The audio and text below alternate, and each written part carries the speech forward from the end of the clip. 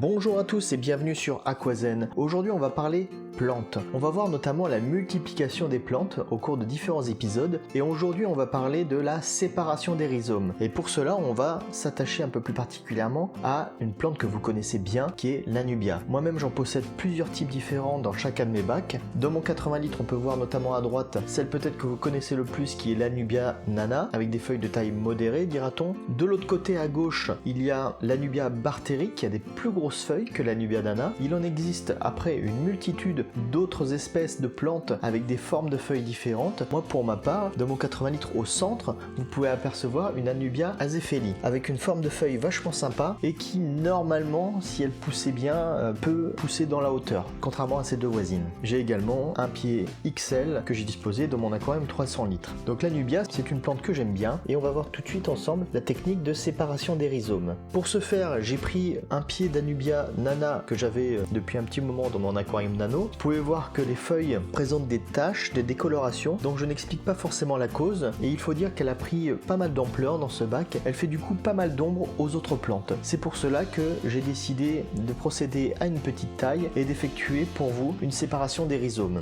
Donc j'ai sorti l'Anubia avec sa pierre de l'aquarium, je l'examine, je vois ce que je peux faire, j'essaye de repérer déjà les feuilles que je vais couper, j'essaye de repérer les rhizomes. Dans un premier temps, donc, je coupe les feuilles qui me semblent le plus abîmées, ça me permet de débroussailler et d'y voir un peu plus clair.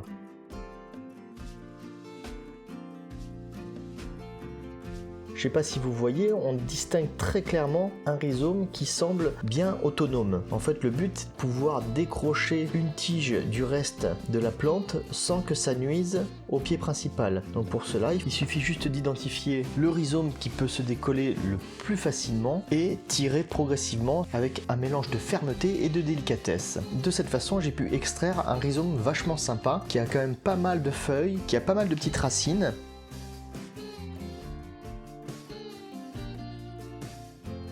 Donc en procédant de cette manière par séparation des rhizomes, eh bien ce que je viens d'enlever n'est pas perdu. Je vais pouvoir le mettre dans un autre bac.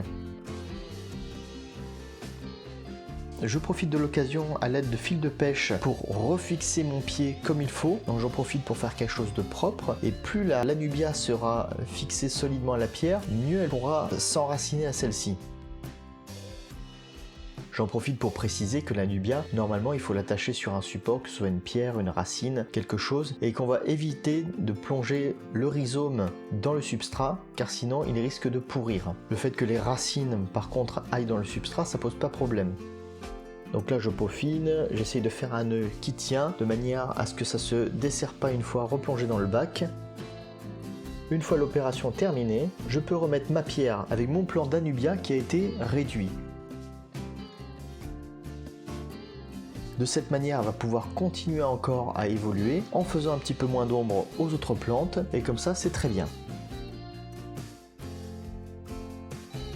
Le rhizome que j'ai extrait de mon pied, eh bien je l'ai placé comme vous pouvez le voir dans mon 300 litres. Il m'a suffi de le coincer entre la pierre et la racine au-dessus et le tour est joué. Le rhizome est bien à l'extérieur du substrat, les racines vont pousser et vont descendre dans le sol. Voilà donc une technique toute simple, la séparation des rhizomes. J'espère que ça vous aura plu. N'hésitez pas avant de partir de mettre un pouce bleu, à vous abonner à la chaîne. Un petit clic sur Tipeee, ça me fera plaisir. Et je vous dis à la prochaine pour un nouvel épisode consacré à la multiplication des plantes. Je vous dis à la prochaine. Allez, ciao et n'oubliez pas, restez zen.